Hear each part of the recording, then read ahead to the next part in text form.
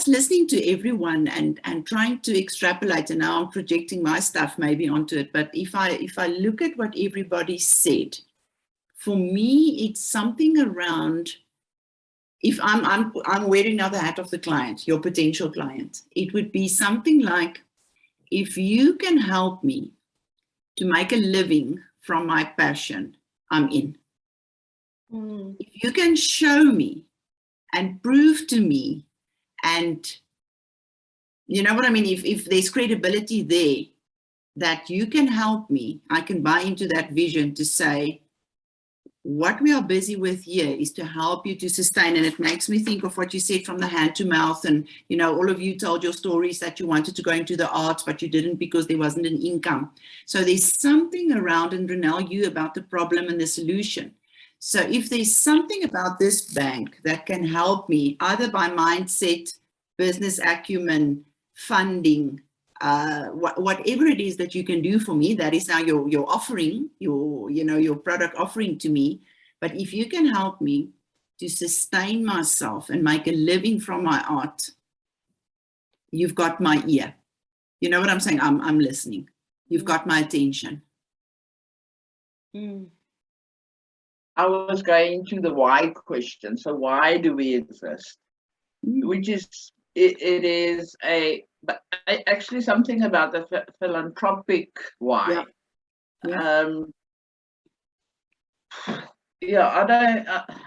don't have the words yet, but that's the feeling that came and sat in my body. So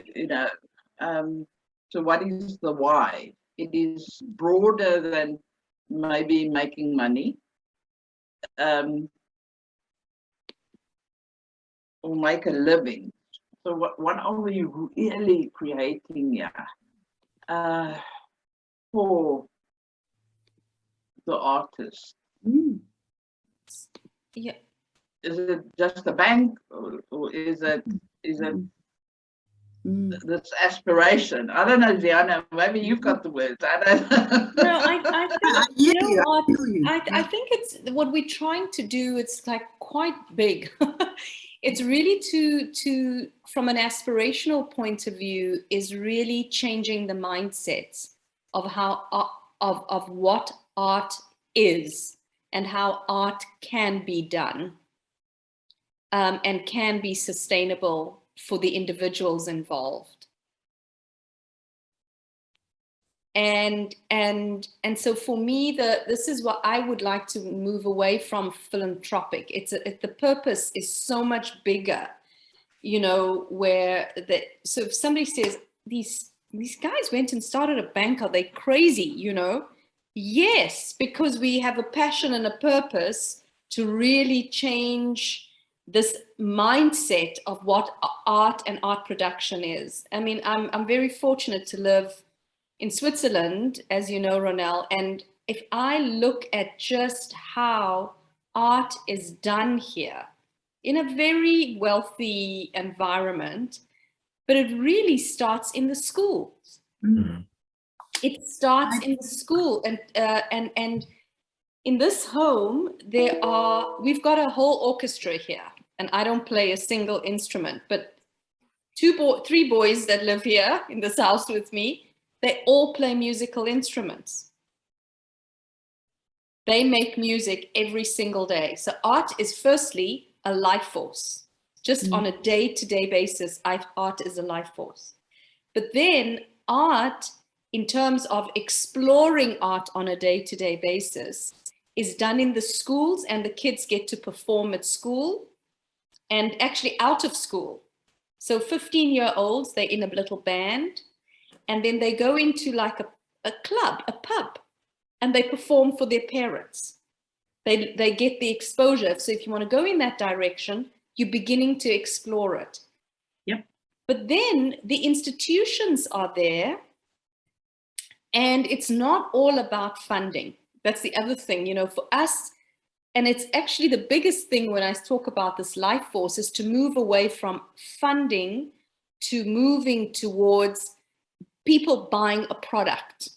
Art is a product, and so we go and we buy that product, we pay for it.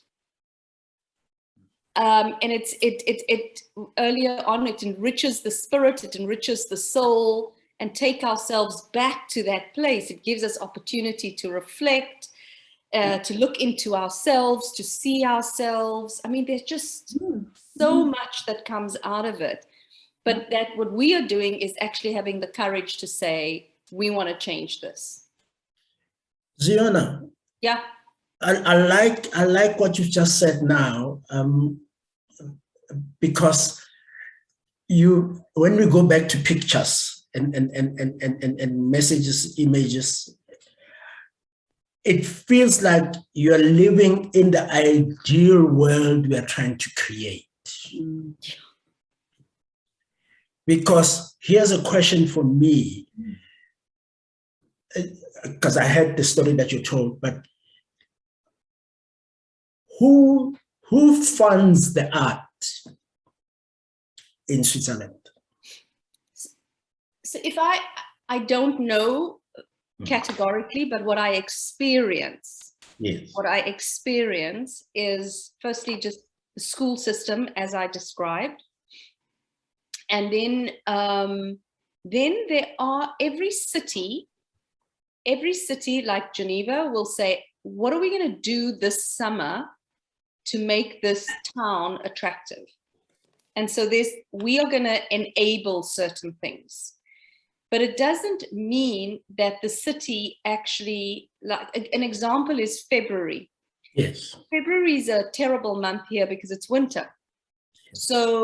So they try and keep people, the reason they are interested in the arts in February is so that people don't get depressed by being cold at home. So it's a broader sociological issue. So they run an alternative art festival in April called the Anti-Gel. And then in the summer, the city says, I want to create, and then people's taxes, people pay very high taxes and their taxes work for them. So one of the Anti-Gel you pay for, performances, the artists create their performances and they go and perform. And it's all community. It's very community based. That's the other interesting thing. It's in a little small high school hall. It's not in big art centers.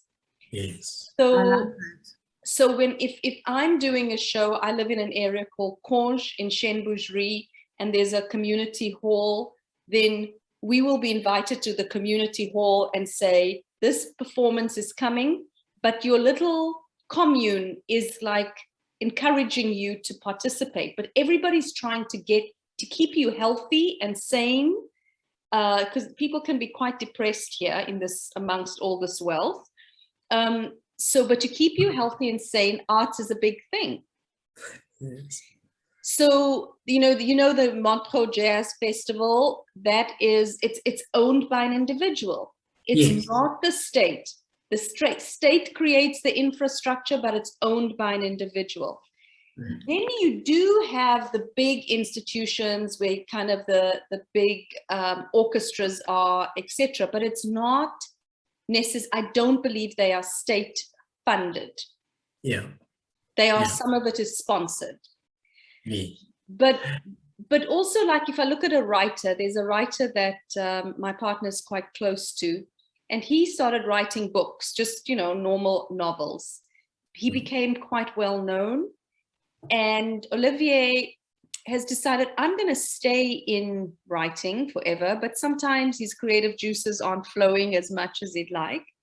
He's now started writing children's book in a very particular way about the history of Switzerland, for instance. So the innovation of, I want to be a writer, or the confidence that I want to be a writer, I already have a profile. I'm going to continue writing. As I get older, I'm not as great as I used to be, but I'm going to continue writing. And he's now created kind of like comic books about the history of Switzerland. So for people who don't speak French like myself, particularly the French-speaking part, they're great books to read because it's simple language. I'm getting my French. So adults read it, children read it. So there's just it is so encouraged in every single day life. Every week, when outside of COVID now, we get something from the commune telling us what's happening in terms of art. Every week. So there's a great alignment between the school system. Well, firstly, just the appreciation of the arts, the school system, the history of art, the contribution art makes, and the role it plays in having healthy human beings, in healthy citizens. There's like a really great, and that's how I'm viewing it as somebody who's been coming to Switzerland since 2018.